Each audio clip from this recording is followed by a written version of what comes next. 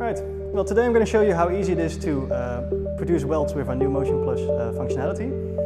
We have a large piece of steel, about 2 meters. We've been testing on it earlier and it's been completely warped by the heat of it. As you can see, there's a large gap. It's also not straight anymore. So now I'm going to show you how easy that is. So first we place a single point in the air.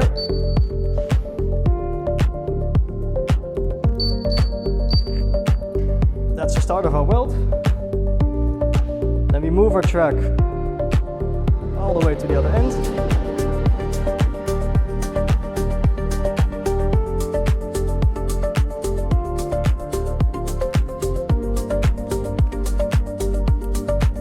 And we place the end of the weld.